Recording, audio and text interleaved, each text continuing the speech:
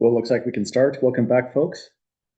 For today's class, we're going through the last section here on number theory. So it'll be kind of sad to see it go. There's lots of things we can talk about in number theory, but we really just wanted a short roundup, a short tour through the different ideas, mainly to get to this new algebraic structure, the set zk of integers modulo k. The last thing we were missing was the multiplicative inverses to fully show the algebraic structure of this. And that's where the extended Euclidean algorithm came into play. So now we have a new algorithm listed here. This is basically our author's pseudocode for that algorithm. It's been adapted to R syntax, but you can think of that as pseudocode as well if you want to readapt it to a different programming language. So that's what we'll be working on today. I also posted the next section kind of abruptly early this morning since I was a little worried that the section might go a little too short and I didn't want to have, say, like a half an hour of dead time. That'd be calling class over a little too soon. So we'll get into this section if there's time remaining at the end of 7.4. Well, as for the other announcements, the other big one is we're going to have our third exam on Tuesday of next week. For the online section, you're welcome to schedule it between Monday and Thursday of this week, like we mentioned before, just so that it can work a little bit better with your schedule. The testing center can potentially fill up on a day, so it has to be extra flexible for that case. In that case, Tuesday will be the official day we have the exam, so we won't have class on Tuesday, but we'll be back to holding class next Thursday, probably working through 8.2 starting section, 8.3 on relations. Well, that's where we're at so far, folks, where we're going. Any questions or comments whatsoever?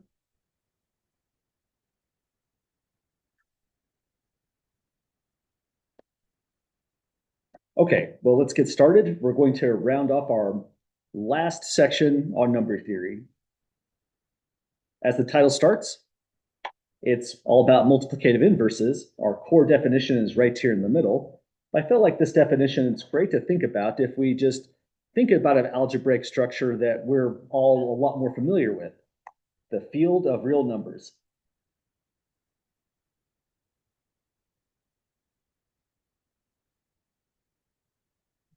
When you call a set like that a field, it has a very specific meaning algebraically.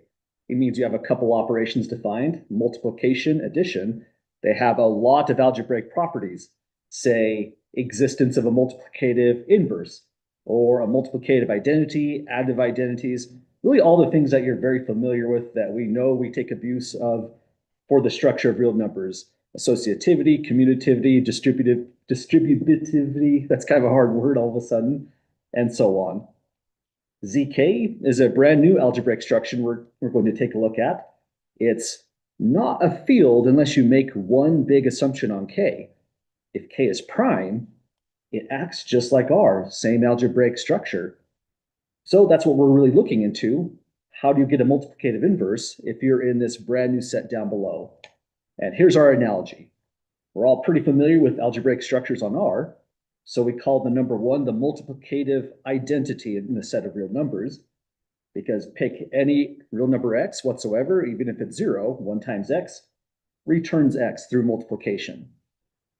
So the identity, multiplicative identity is important, but the major thing we're looking into is the multiplicative inverse. The identity is just part of it. So we pick an x that's non-zero.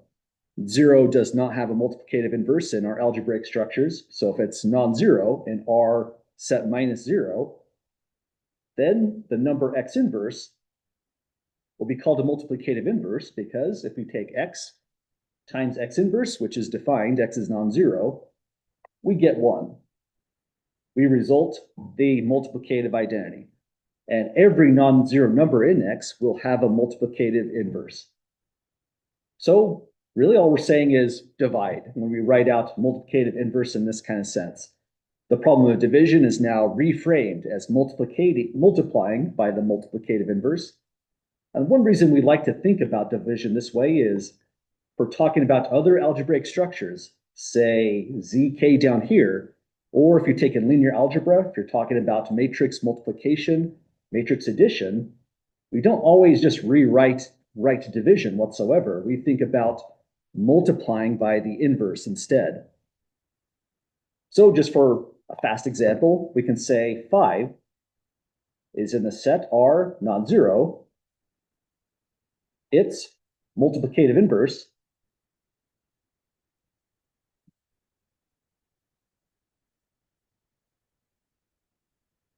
is 5 inverse, since 5 times 5 inverse, well, that's got to have a negative power. There it goes. That's 5 inverse now. If we say made it a fraction, this is just 5 times 1/5. So it's absolutely 1. But if we decided we're just sticking with the multiplicative inverse, we would say that's 5 to the power 0. 5 to the power of 0 results as a 1. And we hit the multiplicative identity. So this verifies 5 inverse is really the multiplicative inverse of 5 itself. Just using properties of exponents, adding up the exponents, and using the fact that something non-zero to the power 0 must be 1. So everything above is our analogy, and now we're going to adapt it to a brand new algebraic structure. Any questions with the definition above?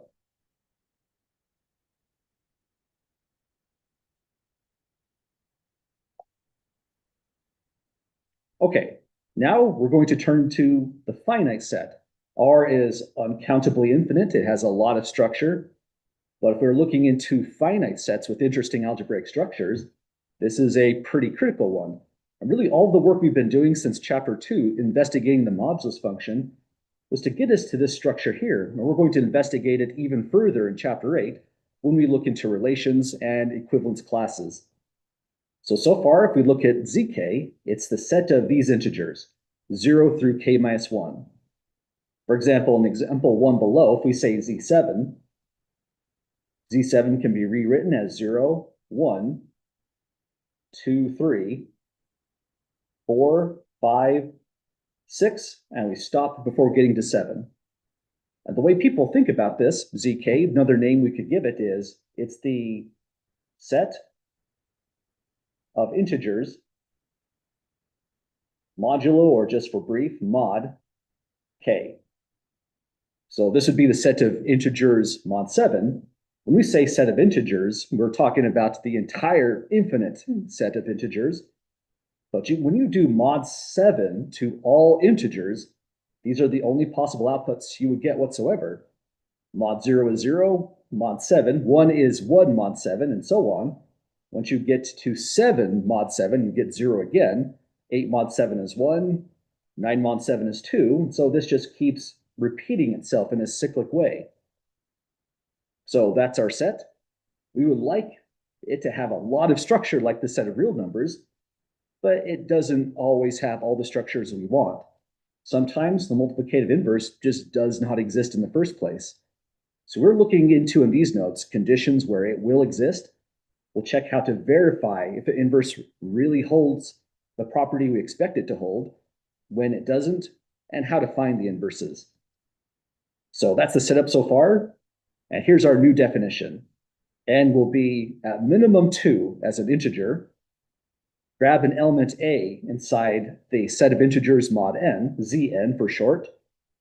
The multiplicative inverse of A in Zn is a number A inverse that has the property that when we multiply A by A inverse, the result is equivalent to 1 mod n, where n comes from the set Zn considered here. If no such element exists, such that A times x is equivalent to 1 mod n, we say A inverse is undefined. Here, all numbers that are non-zero had an inverse. That's not always the case. It depends on k. Well, any questions at all, folks, with our definition so far?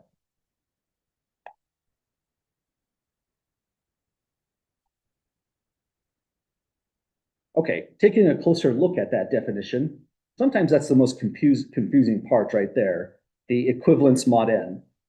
We looked at that definition extremely briefly in section 7.2, but now it becomes a little bit more relevant.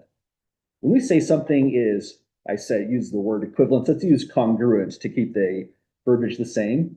If we say something is congruent mod n or mod k, that means the number on the left is equal to the number on the right, mod k. So going back to this definition, if A times A inverse is congruent to 1 mod n, really all we're saying is, since 1 mod n is always equal to 1 itself, and we're also saying A times A inverse mod n is equal to 1 mod n. Here's our definition again for congruence. Think of the left as being A times A inverse, congruent mod n. On the right, it's just a 1. And here's the equation that I formed down below here. But the right-hand side of that equation is always 1. So this definition just boils down to A times A inverse mod n is just 1 itself, is all that's really saying. So therefore, A times A inverse mod n equals 1. So you can use the congruence symbol here, congruent mod n. You could write it out just completely like this if you prefer, because that's what our definition would boil down to, thanks to the right-hand side just being a 1, the multiplicative inverse, if we're talking about, excuse me, the multiplicative identity right here, if we're talking about multiplicative inverses.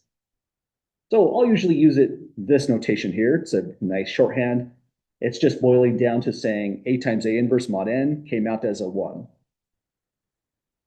So let's highlight that 1 just to indicate we're talking about the multiplicative identity.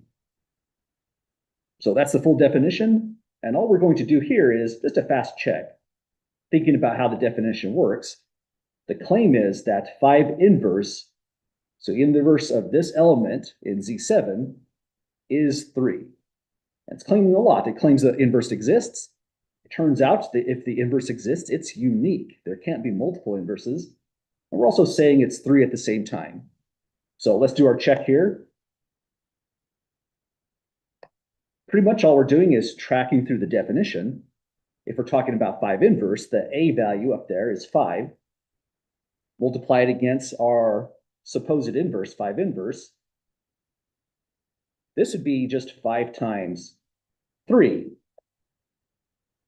That's the claim of what our inverse is. 5 by 3 is going to give us a 15. So we can say next, since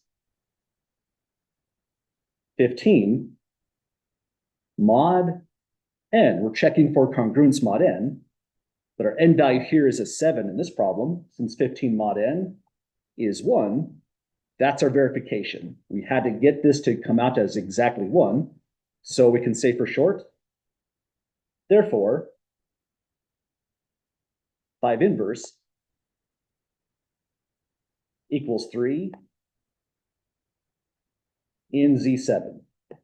So we have a multiplicative inverse. Since it had that property, when we multiplied, we resulted in the multiplicative identity inside Z7. Well, that's our algebraic structure so far. We have a notion of inverses. We can add these elements together, mod 7. We can multiply them mod 7, exponentiate mod 7. If we needed to, we could use these properties down below here to assist us. But what we have now is, under certain conditions, we can now compute an inverse. Computing that inverse is the next thing that we needed for the algebraic structure. And we're going to look for conditions where the inverse will always exist, except for the zero entry. The zero entry will never have an inverse, whether we're talking about the field of real numbers or the field Z7. Okay, Well, part I'm B. really Yeah, go ahead. confused. So I get that this arithmetic is just confusing me. Is this unique to is this modular arithmetic? It is, yeah. The Okay. modulus part happened right here, the 15 mod 7. After we took the result of 5 inverse being 3, we substituted in, and then we took that result, 15 mod 7. Okay, because the inverse, when I see that, I see 1 over 5 equals 3, and that's obviously not the case in this situation. Yeah, exactly. Seeing it that way would be more, you're working in the set of real numbers. But now working inside the set seven, its inverse is defined in a different way through congruence mod n, which could be thought of as take whatever your A times A inverse is, do a mod n operation on it, and see if you get one. So yeah, it's a completely different notion of what we even mean by five inverse. And that's why the reasons that why I always, when I write this down, put this part here. We mean specifically inside Z7, which has a whole totally new algebraic structure. Does that Okay, make so we're sense? working in new spaces this entire time. Yeah, absolutely. Pretty Okay. much once we scooted past this definition here, this is when the algebra now gets really, really weird. So yeah, five inverse, no longer one over five. In fact, in Z7, we don't have a notion for one over five whatsoever, but we still have a notion of inverse. And the way this was defined was force this analogy for what we had up here on the real numbers, see what happens new with this brand new algebraic structure. Other questions or comments at the moment?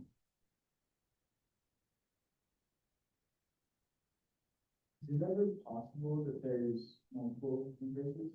It turns out there's not. So as far as the inverses go for this, the inverse would be unique inside this structure here.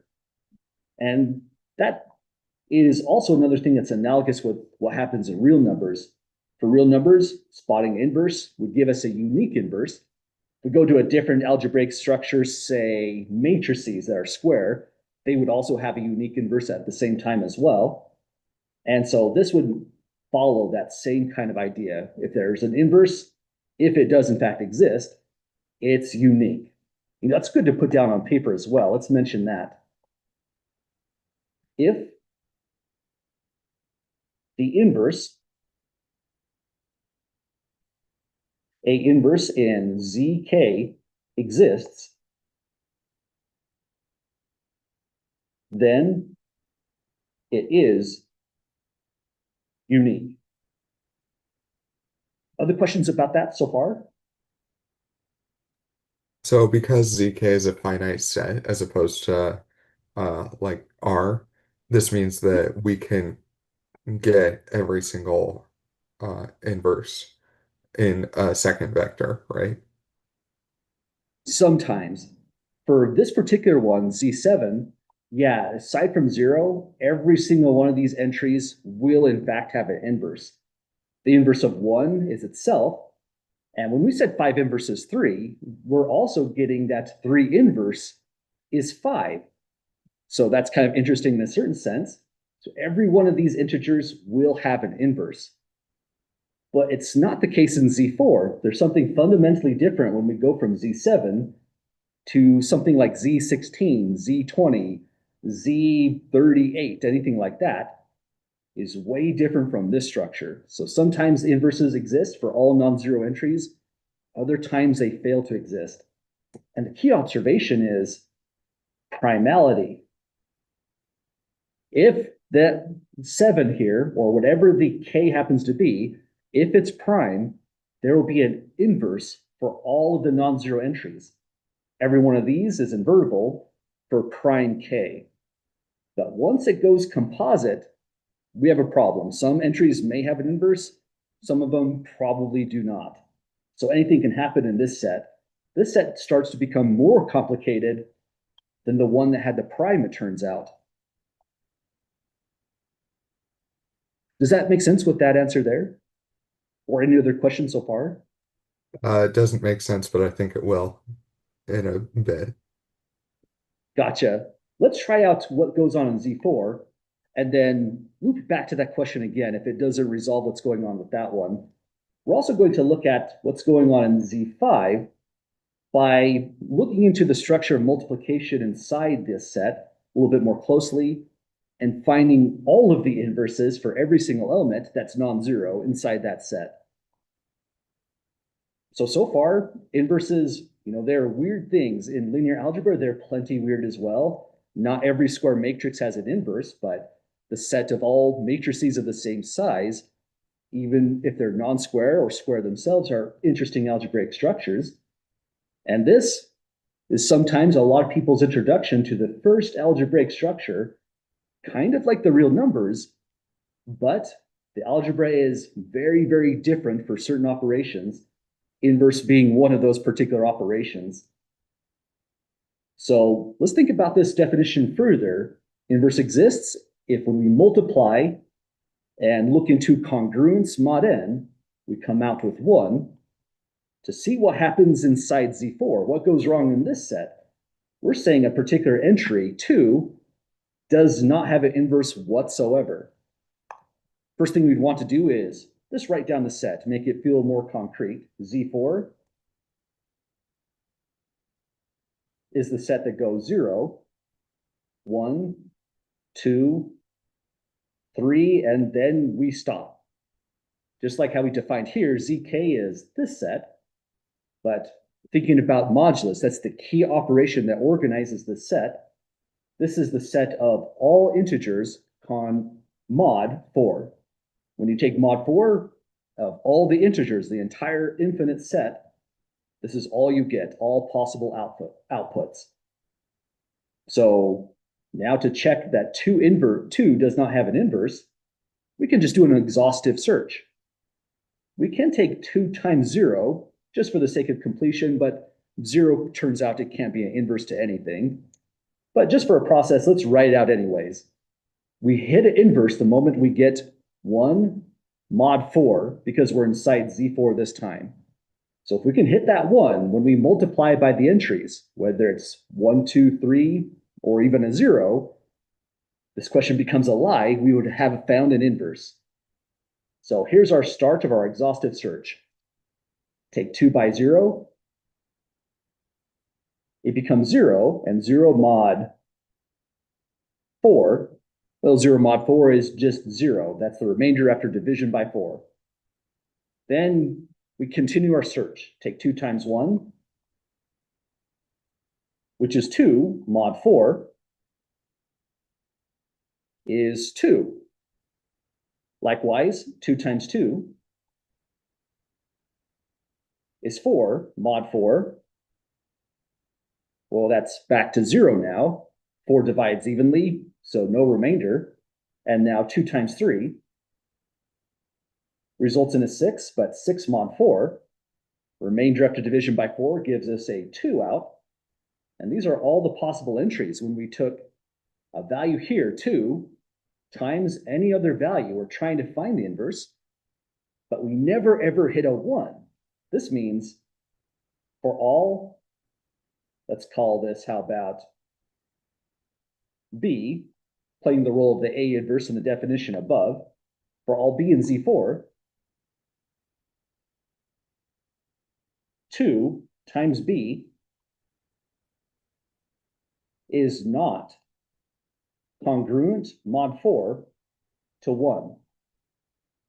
And it was a fast search. Really, we didn't have to search 0. It's a foregone conclusion. That's going to be 0 mod 4. We were just searching these 3 entries, really. We never hit a 1, so our conclusion is, therefore, 2 inverse does not exist in Z4, specifically Z4, but it exists in Z7 is my claim. It exists in Z5. Something's gone horribly wrong in Z4. Z4 is a more complicated set. If we lose multiplicative inverses, it still has interesting algebraic properties, but we've lost some serious structure, making it a more wild landscape to work with. Well, any questions at all, folks, with looking into finding when an inverse just doesn't exist at all?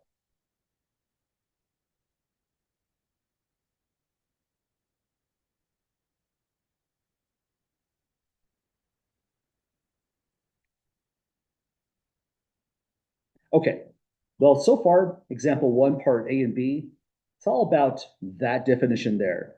Checking when we know we have an inverse to make extra sure it's really true that 5 inverses 3 in some particular set, or checking when a set fails to have an inverse for some particular element inside of it. So this is the main definition for multiplicative inverse. But the next part of the notes are all about computing the multiplicative inverses. We want to go beyond just testing it. We want to know, how do you get it in the first place? And there's two main approaches we're going to take a look into. One approach is writing down the full multiplication table for a set, whether it's Z5, Z7, and so on. And the next approach is use this theorem right here. This theorem says, if you're in a set, say Zn, n is at least 2, you will get an inverse in Zn if and only if n, coming from here, whenever we're thinking mod n, and the number a you're searching for an inverse on is relatively prime. So relative primality is part of the existence of inverses. So what went wrong on this one was we were searching for an inverse on 2, but 2 and 4 are not relatively prime. 2 divides both of them. The greatest common factor is 2, not 1.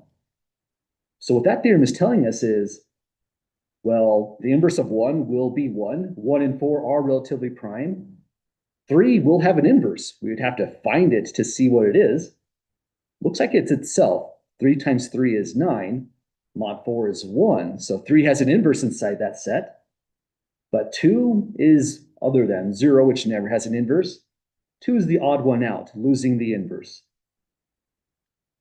So we're going to investigate this further, looking into the set Z5.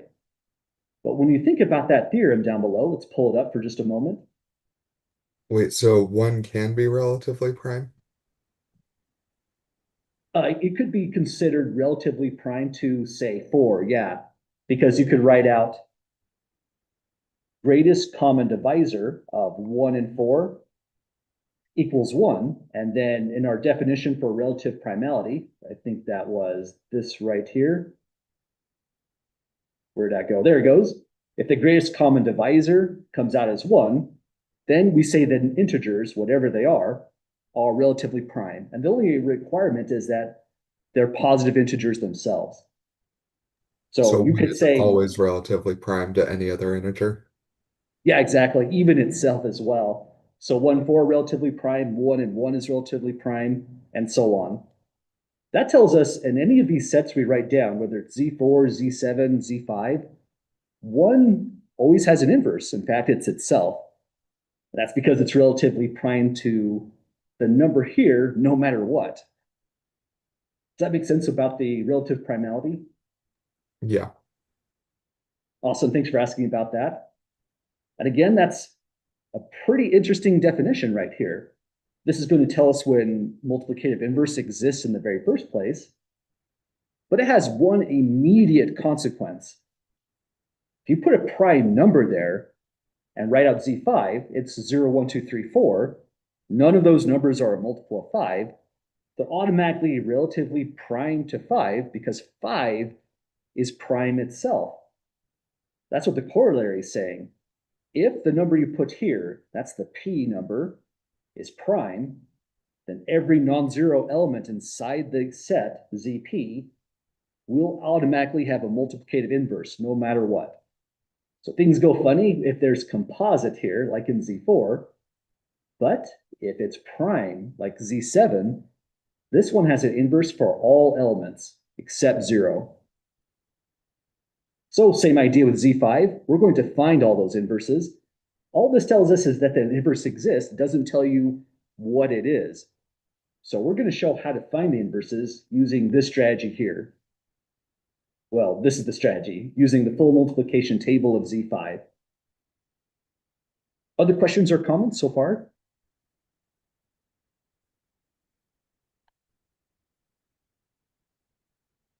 Okay, let's write this in. Let's keep that definition kind of handy to think about it.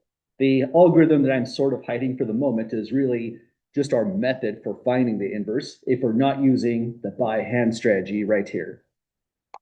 So it's kind of a tedious problem, but it gives you all of the multiplicative inverses all at once. So it's powerful in that sense.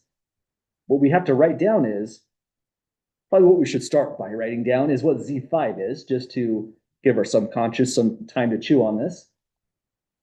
It's a brand new algebraic structure, so it helps out to just write it down. 0, 1, 2, 3, 4. Resist the urge to go beyond and put 5 down, because these are all integers mod 5. These are the only possibilities. So a multiplication table is now a two-way table.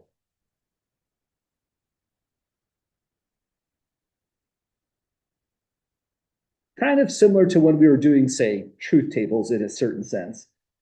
On one row, we're putting down all the elements of the set, and on the column here, we're putting down the same elements in the same order. Usually, I mean, it doesn't have to be, but for the sake of our sanity, we put them down in the same order.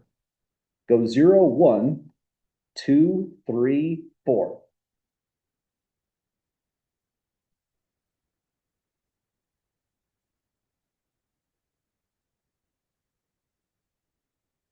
Then on this column below, go 0, 1, 2,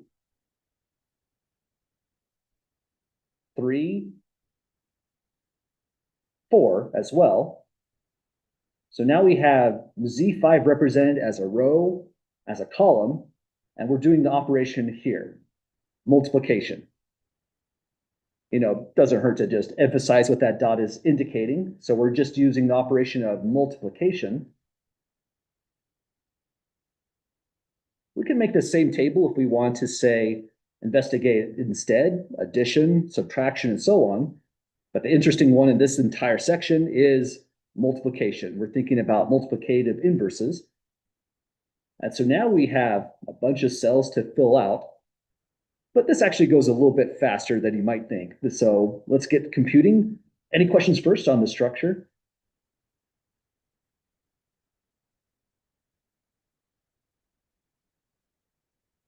Okay, so on this table layout, if I highlight a random cell, no matter where I am, say here, on this cell, what we're doing is taking 1 times 3 mod 5. So that's the idea.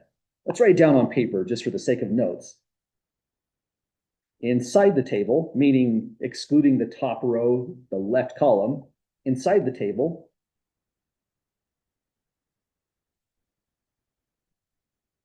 multiply the entries mod 5. And one concerning thought you might have is, does it matter the order that we multiply? If I'm in this cell here, does it matter if I take 2 times 3 or 3 times 2? Mercifully, no. In this structure, it has the property of commutativity. A times B is the same as B times A. But if this was a different algebraic structure, and there's plenty of them if you take abstract algebra, you can lose associativity. And so the order you would actually do this table would be in the order of 2 times 3, and that's it. But on this table, it's flexible. You can go in any order that you like. So we're not going to worry as much about that for this table. With that in mind, let's start multiplying. In this cell, we're taking 0 times 0, mod 5, but that's just 0 mod 5 for 0. And this is why the table's fast. Now we're taking 0 times 1, or 1 times 0, mod 5, but that's just still 0 mod 5. Likewise, this entire row zeroes out. And if you didn't include this row, I would say that's not a serious omission, but we're putting it here so it's really the full and complete multiplication table. So we're taking the instructions here really literally. And because association works, if you get a row, you've got a column, because this is just saying 1 times 0, still 0 mod 5, still 0 as a result. 2 times 0 up here is 0 mod 5, and likewise 0 all the way down. So really, we're just focusing on this end of the table. This is where it starts to get a little bit more interesting. looking into specifically the multiplicative structure, this table tells us exactly what happens to the algebra in this set as far as multiplication goes. It lays out the entire structure. We can only do this for finite sets. That's why we never do it for, say, R, unless you're practicing your times tables, but that's just on integers, and it's a finite table where this is infinite. Okay, we're going to start going a little bit faster. But 1 is nice as well. It's just like multiplying by 0 in the sense that the computations aren't hard.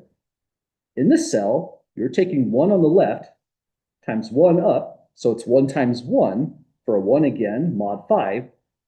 But 1 mod 5, just 1. Multiplying the entries here, this is 2 times 1 for a 2 mod 5 for a 2. Likewise, a 3 and a 4. That's just because 1 is the multiplicative identity. Nothing happens when we multiply by 1 mod 5. And that's what's being replicated here. So same structure as real numbers. When we multiply by 1, we get the result of whatever we're multiplying against. If we're going down, again, there's some really nice symmetry in this set. These entries here are the same if we're going down. In this cell, to the left, it's 2 times this value up on the top 1. So that's just 2 mod 5, 2 again. Here, it's 3 times 1 mod 5, so still 3. 4 times 1 mod 5, still a 4. So it has some pretty pleasing symmetry that we're seeing in the structure so far, up to a point. Let's see what happens on the last 9 remaining cells, kind of like a tic-tac-toe chart at this point. So this is where it becomes a little bit more non-trivial. We're not multiplying by 0, we're not multiplying by 1. In this cell, we're taking 2 times 2, resulting in a 4, modulus 5. Well, that's still a 4, so nothing too crazy on that one. In the next cell, we're taking 2 times 3. That's going to give us a 6 mod 5.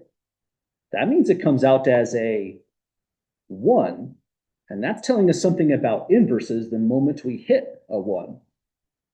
So this is the first pretty interesting one altogether. And just for the sake of tying into how this was computed, let me see if I can put an arrow that's not too invasive here. The way we got that entry, for the sake of the notes, is we took 2 times the entry 3 here, mod 5. That's just 6 mod 5 for a 1, so we output a 1 here. Let's highlight that in yellow, since we used yellow on our definition for the inverse, and continue on down the line. So in this cell, it's the far left 2 times the top 4 for a value 8. 8 mod 5 gives us a 3, and that's our structure so far. Any questions at all, folks, getting these new 3 entries? Are we playing Sudoku? Kind of feels that way, yeah. Kind of a strange number game where this time, instead of Sudoku, it's just organized by mod 5. It's what's dictating all the values that we're getting. Other questions or comments at the moment?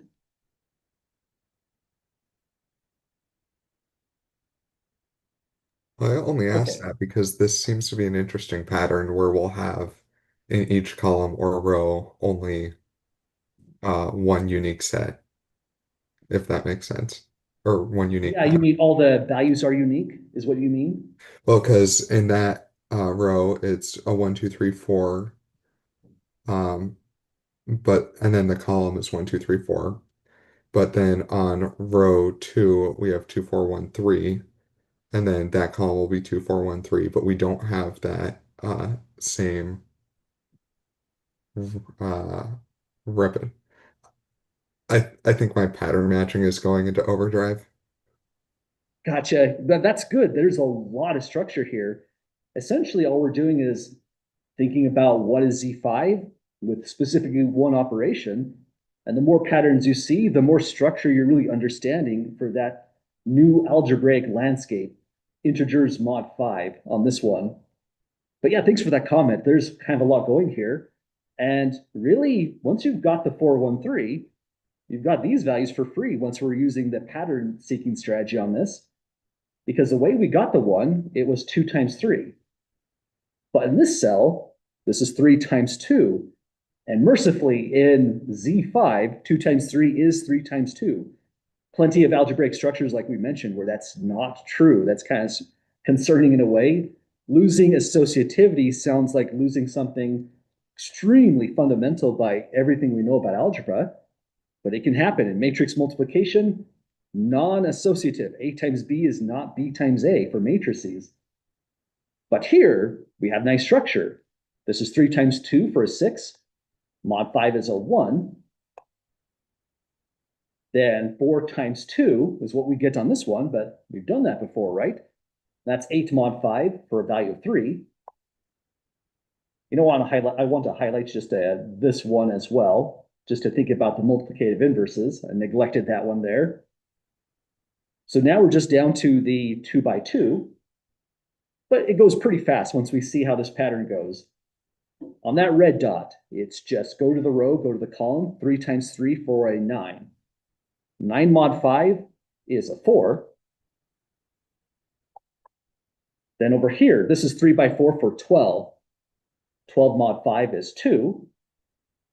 But it automatically tells us here it's got to be 2 as well. So notice this matchup on a off diagonal going this way. This is a really interesting pattern as well that's emerging at the same time. So a lot of weird things going on in Z5 all of a sudden. Over here, it's got to be a 2 if that pattern continues, but we'll verify it. That's 4 times 3 for 12 mod 5. It's in fact 2. The last thing on here is 4 times 4, 16. 16 mod 5 is 1. And so that's the full set of the multiplication table in Z5. The claim was, by this corollary from the theorem above, every element that's non-zero, 1, 2, 3, and 4, must have an inverse. And so let's just say what those values are. We can make a conclusion so far. Values 0, 1, 2, 3, oh, excuse me, let me not put in the 0. 0 has no inverse. It never results in a 1 when we multiply. 1, 2, 3, and 4 all have inverses.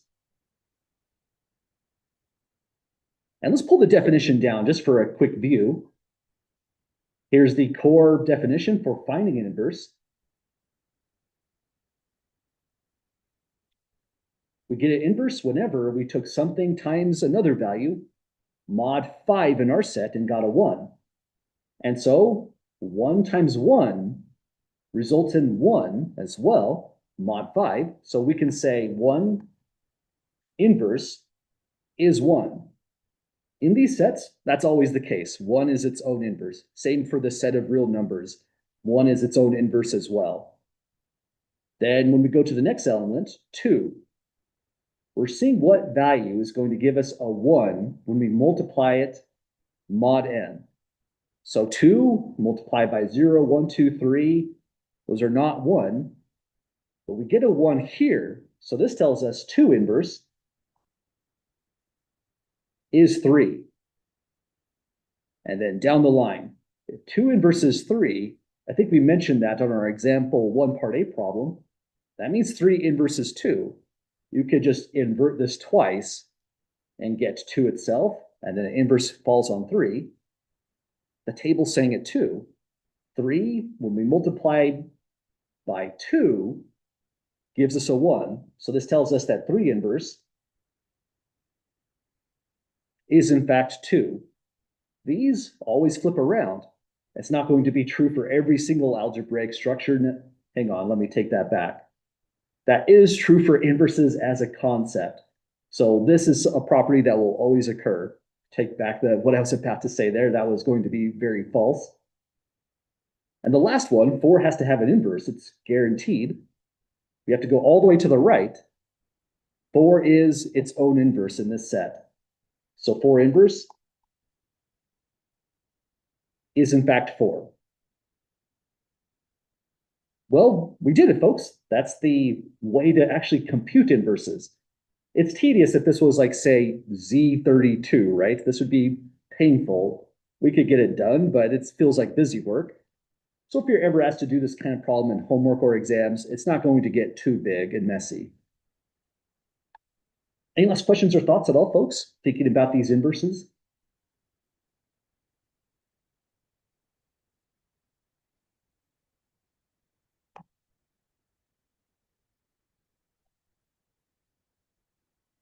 Okay, and again, one last comment is, if you think about this 2 inverse that we saw there, we know that 2 inverse is 3. But if you take the inverse of 2 inverse, inverses have a nice cancellation property. Inverses undo each other. That should just be 2 itself. But if you substitute backwards, and on the inside, you use the equation that 2 inverse is 3, so your outer is just an inverse, but here put in the 3, it's saying that 3 inverse is 2.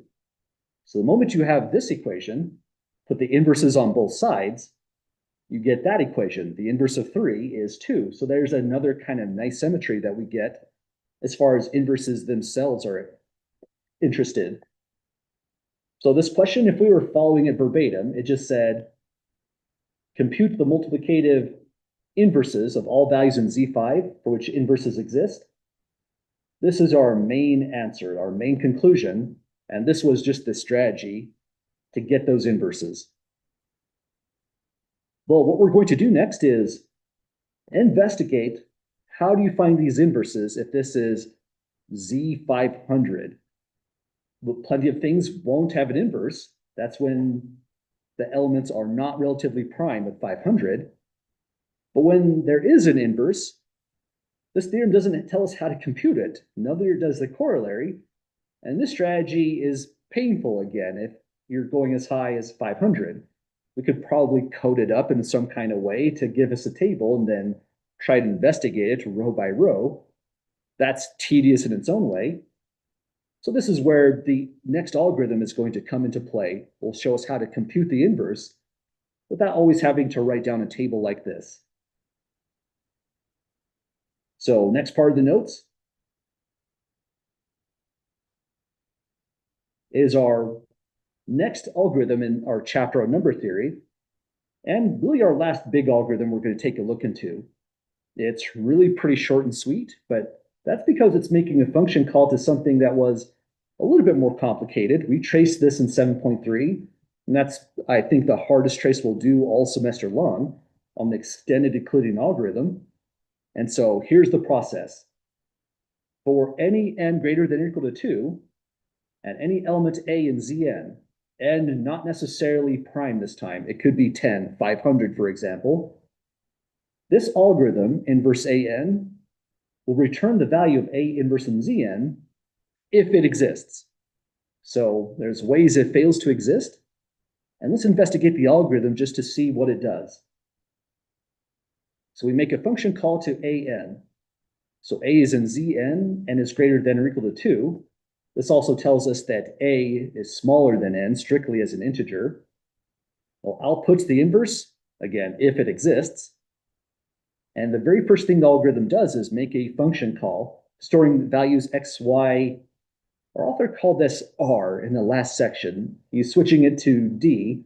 I think he's thinking of d as being the greatest common divisor, which it was in the last section. I don't know why he's switching the letter on this particular algorithm, but I kept it just as is to not confuse the reading. So we make this function call, and the first thing it does is check if d equals 1. So let's make a couple notes here. D is the greatest common divisor of a and n. So in the extended Euclidean algorithm, that's what it's returning. I think we have a screenshot of that somewhere. Here it is. It was called R. Again, it's kind of annoying that he changed this out. The R is playing the role of D, and That output here is the greatest common divisor of the elements you throw in. So it's saying if the greatest common divisor is 1, well, that would mean N and A are relatively prime. That's the definition of relatively prime. Relatively prime means greatest common divisor of A, N equals 1 itself. So if the greatest common divisor is 1, here's the return, X mod N. X is the other element that comes from the extended Euclidean algorithm. And you might notice something weird about this pseudocode. We don't actually use Y. So if we were trying to optimize this, probably no reason to try to store anything for Y whatsoever. This function spits it out, but we don't actually have to save it or store it as anything. It's not used anywhere whatsoever in this algorithm. X mod N is going to be the inverse. And if we don't get that that's 1, that means this part of the theorem fails. Because it's through an if and only if, the logic runs in both ways. If we don't get 1 here, that means A and N are not relatively prime, which means A inverse does not exist. We have to negate both statements through the biconditional if and only if. So that's the entire algorithm.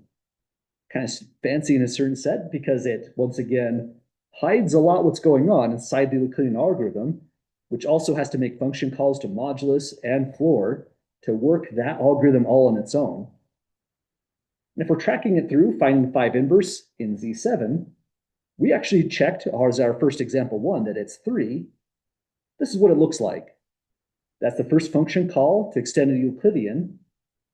And we take another function call, recursion, 7 mod 5, which is a 2, and 5 to extended Euclidean. Then on the next level recursion, this is the base case, we did one with, let's see, 2 levels of recursion, just like this, actually, it turns out. The modulus comes out as 1, returns these values.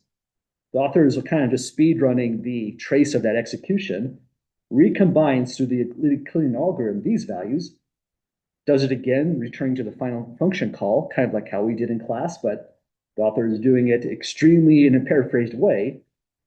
It returns 3. That 3 right here is the result of, hang on, that 3 is going to be now the result of 5 mod 2 altogether. Hang on, no, that's not right. That's a 1. I think I lost, oh, I think I see where I'm getting mixed up. You take X, which is 3, mod N, and in this problem is 7. So we're taking 3 mod 7. That's the thread I lost here on that, looking at the example there. 3 mod 7 is in fact 3, which was the inverse that we computed. So this tells us, as we know and verified, 5 inverse in Z7 is 3. Wrong color coding there. So it's a pretty fast algorithm. It's pretty easy to implement. It says, for example, 3, and I didn't ask this on the homework problem. It says, implement the pseudocode in a program language of your choice with the intent of running it. I said here in class we'll use R. I've already have it stored, so let's just put it down as expanded pseudocode that you see here. And if you want to practice with this, just for, say, the fun of it, again, I didn't ask this on the homework. I can't ask this on the exam. But think of this then as the pseudocode and adapt it to whichever language you like. C++, Python, maybe Fortran if you're using it. Here's the code I wrote. It was pretty much verbatim what the author did. But if you look really closely on this pseudocode here, very terse, with the expanded code down below, adapted to R language, this could just be full on deleted. So you can optimize this a little bit, save just a tiny bit of memory. Y is a not needed value whatsoever, so delete that if you like. Let's actually delete it here just to emphasize this line or this value. Y is not needed.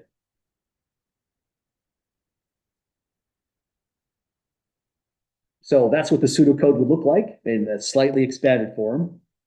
What I did here is I started with a little bit of an error check. 0 never has an inverse. So if you run this with 0 and n, it should output the statement no inverse exists in Zn. So that's my return on the check if A is identically 0. So again, we're thinking about when we write out this code, A is inside Zn, which is 0, 1, all the way to n minus 1. But 0 has no inverse, so we just do a final return and we're done. But if we don't pass a 0, we run this line, hit extended Euclidean. What I did is I stored it as a result and then restored result 1, indexing into it, 3, indexing the third element inside extended Euclidean, and then did this same check. If D is 1, that's just meaning that the A and the N are relatively prime. Do the modulus, same as this one, A mod 7, where 7 comes from the N. So in this line, this is A mod N really, and that's your inverse. It's kind of nice in a certain sense. If it's relatively prime, this algorithm is telling us, just take the number mod N, you have an inverse. Already, that's a pretty big hint on computation. If you use this as a strategy, if you're relatively prime here, take A mod N, you produce the inverse right away.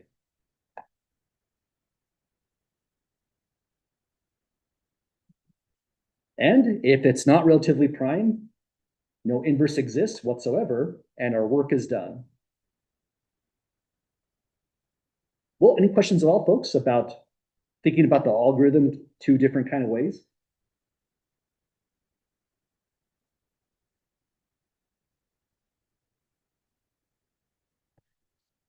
Okay, our goal next is to compute some inverses. That's the major target of the content of this section. And so this says using inverse AN function, the one defined above, either the author's version adapted the way you like, or the R version, compute A inverse in Z14 for all A in Z14 for which A has a multiplicative inverse. Once again, you could do this by hand in different ways if you do this as a homework problem. You could use a multiplication table like we did on this example here. That would be a completely fine way to do it. If you decide to use the pseudocode above or this code right here, it's a pretty fast problem, and that's going to be completely appropriate as well. So I'll leave it up to you how you'd want to compute on this one. So if we're using R language and this code right here, here's the inverse. I'm going to just leave this in. Again, you could optimize a little bit better, but I'll leave it just as is. We want to find the inverse of all elements in Z14. So, well, one way thing to do is, let's optimize how we decide to do this. You could call inverse 014, but that's not necessary, right? 0 is not going to have an inverse whatsoever. Hang on, that's not a function I've stored. Let me try again. Okay, so if we try putting in 0, that's senseless. It's going to be no inverse for 0 in any one of these kinds of sets. Likewise, you wouldn't want to try inverse of 2. That's because the greatest common factor between 2 and 14 is 2. They're not relatively prime, so there's no inverse for that one. And that's what the syntax would tell us as well. The inverses are going to come up the moment we put in something that is relatively prime to that 14 there. And 3 absolutely is. 14 is not a multiple 3, and 3 is prime itself. So it spits out 5. Tells us the inverse of 3 is 5 inside the set 314. So 3 inverse equals 5. But actually, that gives us 2 values. If 3 inverse is 5, that means 5 inverse is automatically 3 as well. That was the same thing that we were looking into with our multiplicative table. If you find an inverse, you could invert both sides again and come up with a new inverse. Let's just check that. If we take 5, yeah, the inverse is 3 through the pseudocode. or I guess this is real code, but it looks like pseudocode in all honesty. Why did we skip 4? We didn't even worry about putting space for there. That's because the greatest common divisor between 4 and 14 is 2. They're not relatively prime, so there's no need to check. There's no inverse for 4. But 5 has an inverse. 5 and 14 have greatest common divisor of 1. They're relatively prime, and there's its inverse. I guess we've already done that. Sorry, that's a redo on that one. Forgot we investigated 5. So let's go up from there. 6 and 14 have a greatest common factor of 2 or divisor. 7 and 14. 14 is a multiple of 7. The greatest common divisor is 7, so we skip that one as well. 8 is no good. 2 divides both. But 9 is interesting. The factors of 14 are 2 and 7. 9 has a repeated factor of 3, so they are relatively prime. So let's compute on that one. The inverse of 9 is 11, which means we have another inverse just automatically. 11 inverse is then therefore 9. Then on and on we go. So the next one we would check in the middle here would be 10, but they're not relatively, 10 and 14 are not relatively prime. 11 is done. 12, not relatively prime with 14, 2 divides. But 13 and 14 are absolutely relatively prime. 13 has an inverse. And you know what's kind of weird about these inverses is the more you play around with this, the more you're probably going to kind of just know the inverse of 13. Notice that the inverse of 4 was automatically itself 4. That's not a coincidence. If we did this on a larger table here, say Z10, Z12, and so on, you're going to find that the last element is its own inverse. Likewise, in Z14, if we wrote down the whole multiplication table for that, it's kind of tedious, but fast when you get the hang of it, you'd find that the inverse of the last element inside here, 13, is absolutely just itself, 13. Let's investigate that. 13 times 13 is 169. 169, this is the modulus operator, mod 14, is 1. So yeah, it's its own inverse. So 13 inverse equals itself. And you know, I'm realizing I forgot one entry. Anyone see one missing inverse listed here?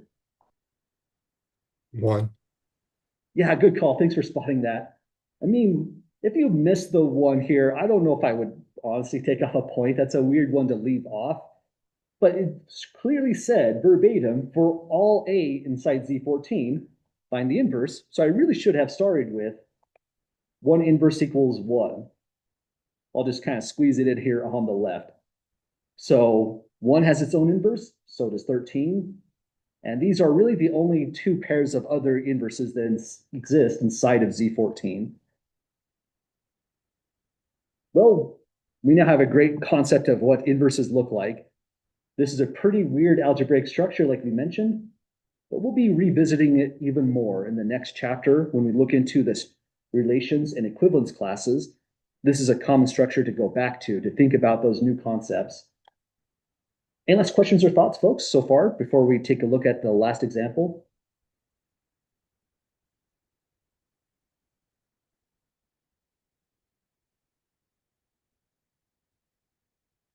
Okay, well, here's our last concept.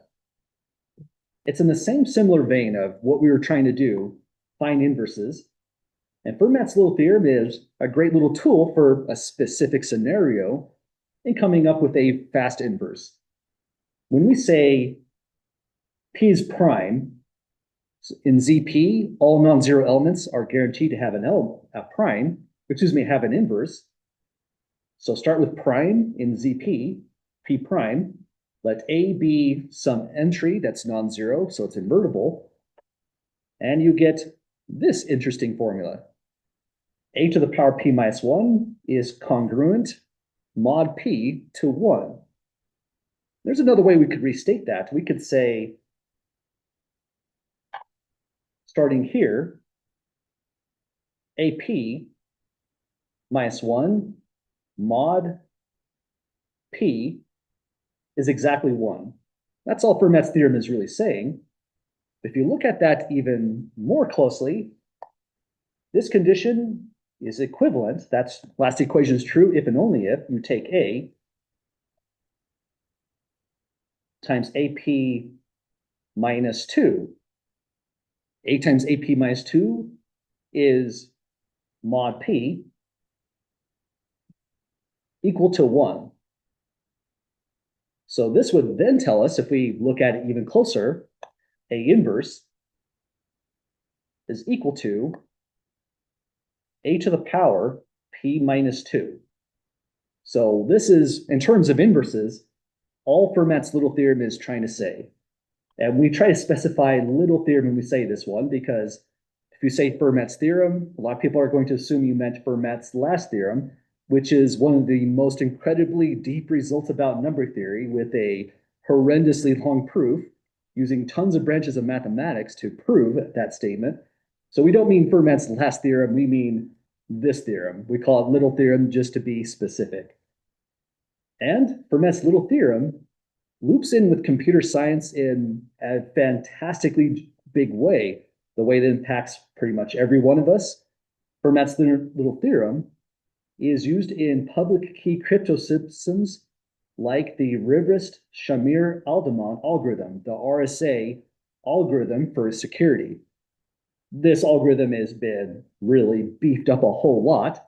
If you're really curious about it, section 7.5 talks about the basic elements of the RSA encryption algorithm. And the notes is some optional reading to discuss how all of our ideas and properties are algorithms, including the last thing here, inverse. There it is, finding the inverse is really part of the process of RSA encryption, at least the base bone idea of it. Again, it's been modified in lots of ways to make it even more secure.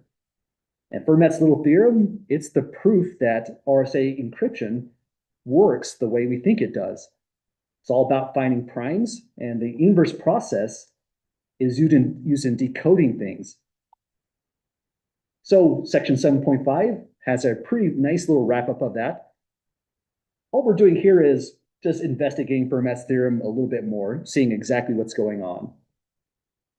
So this will be our last concept in number theory. It's, again, all about finding inverses, really.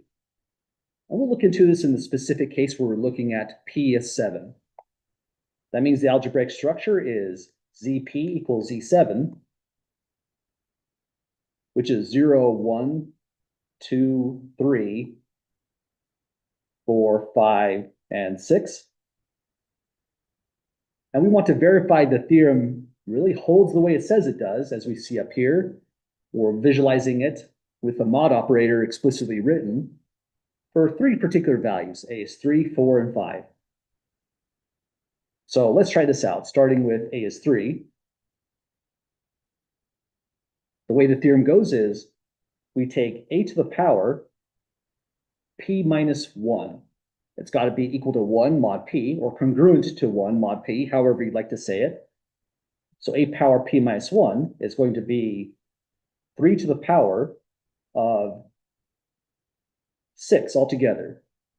So if we're looking at 3, take the prime here, decrease it by 1. It's 3 power 6, but we're looking at that mod 7. Where 7 comes from the value of the prime P itself. So we need to compute 3 power 6 mod 7. It's kind of a tedious computation doing 3 power 6 all on its own, but that's where other properties we've discussed are pretty helpful. Way back in 7.2, we can use this exponential property for modular arithmetic to kind of speedline our way through this. Just factor in a certain way that exponent power 6. 3 power 6 can be re-expressed as 3 to the power 2 to the power 3 mod 7. So that's just properties of exponents. And then the modular arithmetic comes into play. If we go take 3 squared from here, which is 9, mod 7. to power 3 mod 7. So that's again just our exponentiation property, which is really the multiplicative property at its heart. You can take a base, the base is the 3 power 2 is a 9, mod k, k is 7 in our case, do that whole result to the power 3 for us, mod k again. So 9 mod 7, that's just 2, so this becomes 2 power 3 mod 7, but that's just 8 mod 7, which is a 1. And that's what Fermat's theorem was guaranteeing, that these things come out congruent to 1 mod p. So that's 1 down, 2 more to go. I'm looking at the time. I think we have time to try 1 more, but I don't want to try to rush through the last 2. We'll finish these off when we come back on Thursday's class, take another look at Fermat's theorem, and then dive into relations. But any questions at all, folks, with the first computation at 3?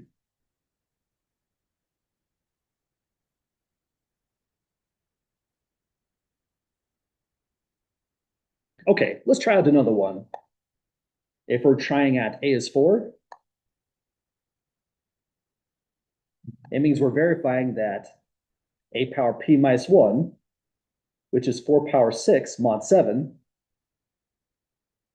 is congruent, or excuse me, equal to 1. You don't say congruent when you already have the mod there. We can make this a little bit less tedious instead of actually computing 4 power 6 by writing in 4 squared to power 3 mod 7, which becomes, on the inside here, here's the exponentiation property, 16 mod 7 to power 3 mod 7. And this is what simplifies it a whole great deal. 16 mod 7. Well, 7 by 2 is 14. So that will go inside twice with the remainder 2. So now we're doing 2 power 3 mod 7. That's a coincidence. It came out as an 8 on this one. It's back to 8 mod 7 once again, which results in a 1 altogether. So that's 2 down. You know, these actually kind of go a little bit faster than I thought. Any questions with that last one there?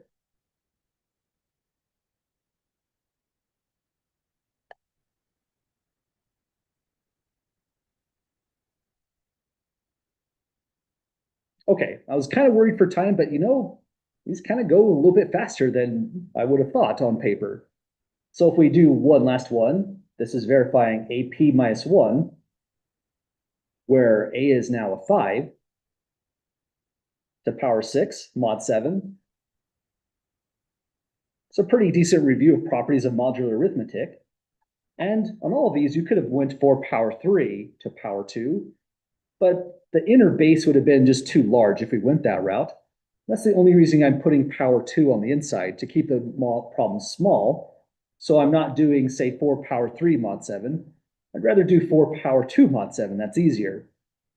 So same kind of factorization here. You can call this 5 power 2 to the power 3 mod 7. Then on the inside, that's just 25 mod 7 to power 3 mod 7. But 25 mod 7, that comes out as a 4. 7 goes into 25 3 times with the remainder 4. So that's 4 power 3 mod 7. 4 power 3 is a 64. That's a little bit more contained than 5 power 6. 64 mod 7. Well, 7 times 9 is 63. So it goes in 9 times with the remainder. Miraculously, it's exactly 1. And Fermat's theorem is just telling us that's no coincidence. If you do a power p minus 1, and you started with an actual prime, it breaks down if this was, say, z8. None of this is going to work any longer. But for prime, doing that specific computation just means you're getting an inverse. It'll be congruent, but mod 1 guaranteed. Well, we did it, folks. This was a little bit faster than I thought it'd come out as. This is our entire conclusion on number theory. The big application is, again, RSA encryption. If you're curious about it, the author has a pretty nice write-up, just saying how all the algorithms in this entire chapter were really all about, how they work together. Any last questions at all, folks, before we call it a day and a weekend?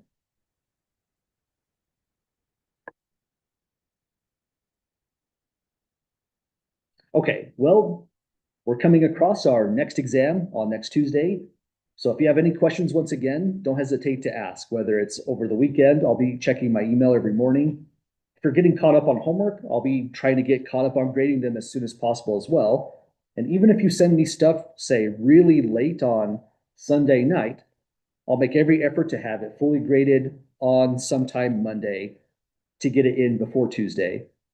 But have a great weekend, folks. I'll see you all next time.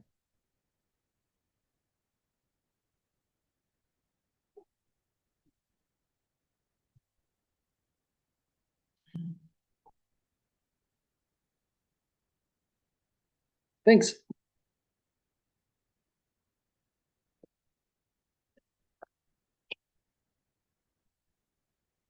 Thanks. Here's this back for you.